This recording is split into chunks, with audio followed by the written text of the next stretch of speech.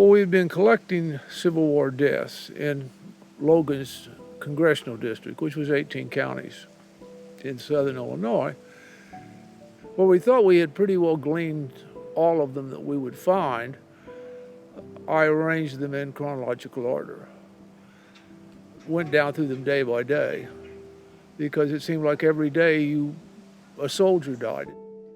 And then when I got to the 30th and 31st March, you had a list of 197 names, all in a row, and all said burned at sea.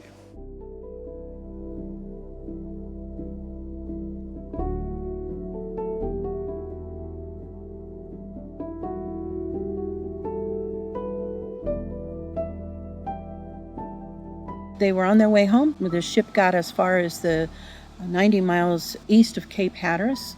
Like hurricane wind, it hit it broadside, and the ship went actually sideways, the witnesses say.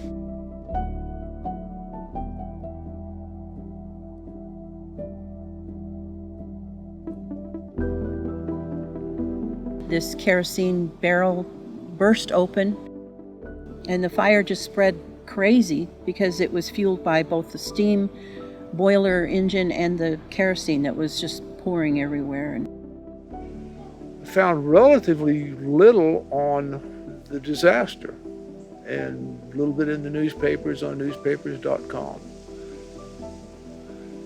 But it was such a tragedy for southern Illinois, the worst day, worst loss of life in our region, in Logan's congressional district. And we just thought it was so overshadowed so quickly by the end of the Civil War and the assassination of Lincoln that we thought we would just like to do something so that to create a place to come and think about these men who died so long ago and had survived the war and had such a horrible death at its end on the way home.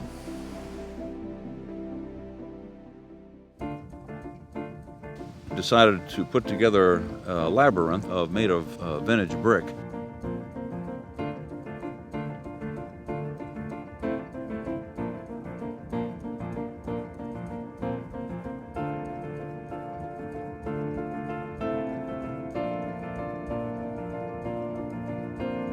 At the end of August we started, and took about 4.5 weeks.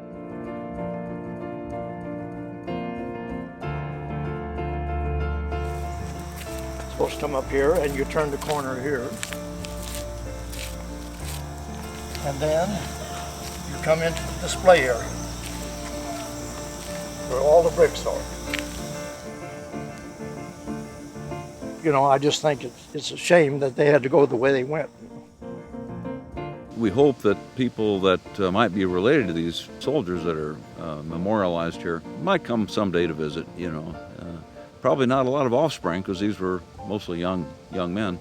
They were very brave men, didn't deserve to die the way they did on the way home. Glad that the Illinois State Historical Society gets to be a part of this marker ceremony. That these bricks carry more than just names. They have countless stories of triumph and tragedy, of family and opportunities, as well as lost opportunities. I know in my heart I'm here with like-minded patriotic men and women who have had those moments at these memorial events when the gravity of what took place in order to bring us together to this moment is truly more than our hearts and minds can contain. I think it's an honor to been able to work on it. Especially whenever someone comes in and I can give them information about an ancestor that they're looking about, because Logan's proudest moment was creating Memorial Day. He cared about his men and he wanted to make sure they weren't forgotten, and I think that we're carrying out that work for him. So we created a place for people when they come by for a moment in time to consider these men in their lives and remember and maybe hold on to that and think about that terrible disaster.